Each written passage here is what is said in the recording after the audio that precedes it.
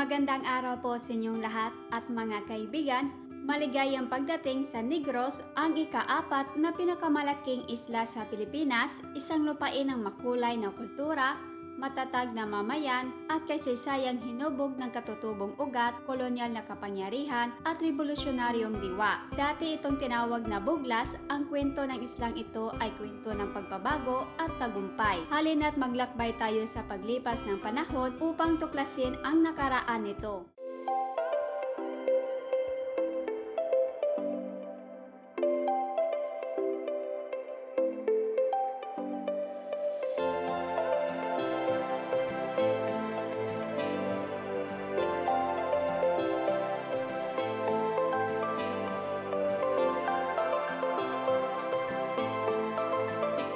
Bago pa man dumating ang mga Europyo, tinatawag ng Buglas ang Negros, tahanan ng mga katutubong grupo tulad ng Ati at iba pang Bisayang mamayan. Namuhay sila ng may pagkakaisa sa kalikasan, nangingisda, nagsasaka at nakikipagkalakalan. Noong 1565, dumating ang mga manlalakbay na Kastila at pinangalanan ang isla na Negros matapos nilang makita ang mga ati na maitim ang balat. Pagsapit ng huling bahagi ng ika-16 na siglo, ang mga pamayanan tulad ng Ilog at Binalbagan ay naging mga bayan sa ilalim ng pamamahala ng mga Kastila.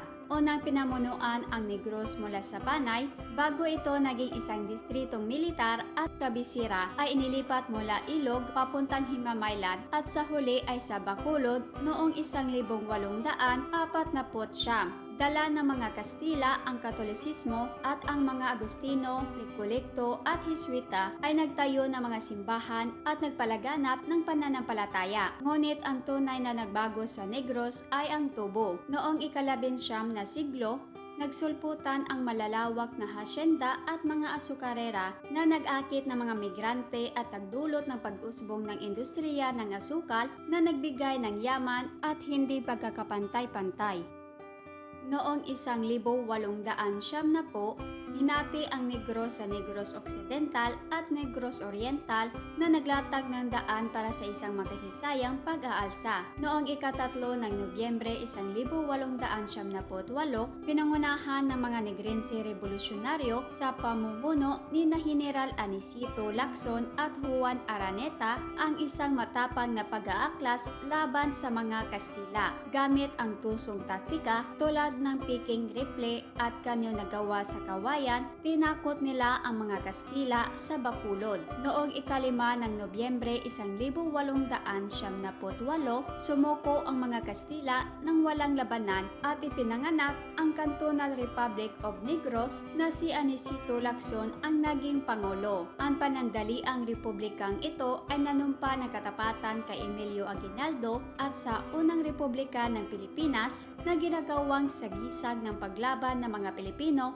ang Negros. Ngunit mabilis ang pagbabago. Noong 1899, sa pagsiklab ng digmaang Pilipino-Amerikano, sumuko ang Cantonal Republic sa mga Persang Amerikano at panandali ang naging Federal Republic of Negros sa ilalim ng proteksyon ng Amerika. Pagsapit ng 1901, naging regular na mga lalawigan na ang Negros Occidental at Oriental sa ilalim ng pamahalaang Amerikano. Noong ikalawang digmaang pandaigdig, nagdusa ang Negros sa ilalim ng pananakop ng mga Hapon. Matapang na lumaban ang mga lokal na gerilya sa kabundukan hanggang sa kalayaan noong 1945.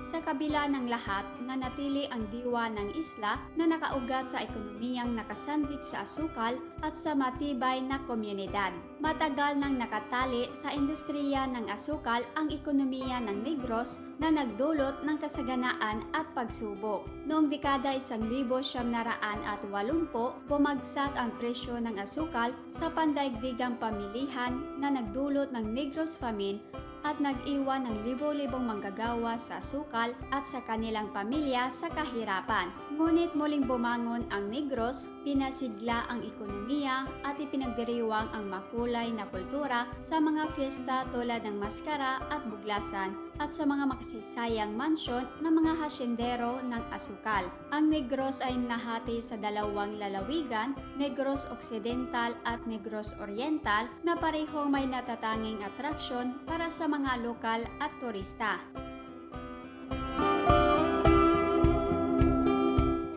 Madalas tawaging Taj Mahal ng Pilipinas, ang Italianate mansion na ito ay isang romantiko at makasisayang palatandaan sa gitna ng mga taniman ng tubo. Kilala sa buong mundo dahil sa malinaw na tubig, hardin ng korales at mga pawikan. Perpekto para sa snorkeling, diving at eco-tour. Mainit na bukal, talon at mga bundok na malapit sa Bacolod, tamang-tama para sa pagpahinga at pakikipagsapalaran.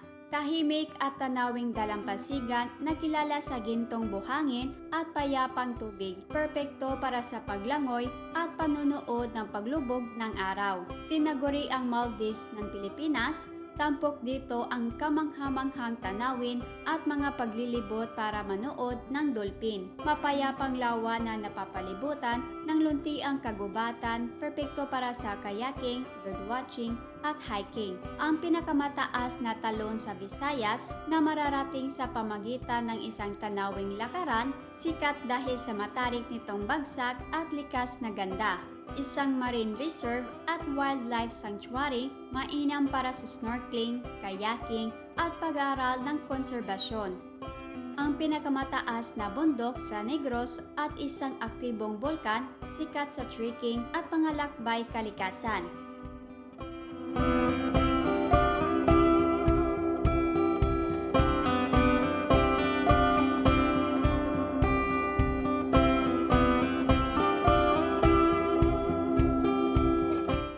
Kilala bilang Paris ng Negros, tampok dito ang mga naingatang bahay na bato at masiglang sining, tahanan ng pinakamalaking floating bar sa Asia at magagandang puting buhangin, perpekto para sa day trip at pagpapahinga. Isang tanawing baywalk na napapalibutan ng mga kainan at cafe, paboritong tambayan ng mga lokal at bisita. Pinakamatandang Amerikanong Universidad sa Asia, may heritage museum at maganda ang campus. Tikman ang tanyag na chicken inasal ng Bacolod, paella at iba pang Negrense delicacies. Sikat na fiesta ng ngiti, makukulay na maskara at street dancing tuwing Oktubre. Isang linggong pagdiriwang ng kultura at produkto ng Negros Occidental. Festival of Festivals ng Negros Oriental, tampok ang street dance, perya at palabas na pangkultura.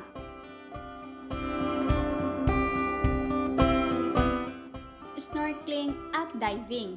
Ang Apu Island, Danhugan Island at Cabin Reef ay mga pangunahing destinasyon para sa yamang dagat at mga coral reef, hiking at trekking, Mount Canlaon, Twin Lakes at iba't ibang talon at kuweba, lalo na sa Mabinay, cave capital ng Pilipinas, waterfalls at hot springs, ang Casaroro Falls, Pulang Bato Falls, Red Rock Hot Spring at Mag-Aso Volcanic Steam Spring ay mga dapat bisitahin ng mga mahilig sa kalikasan.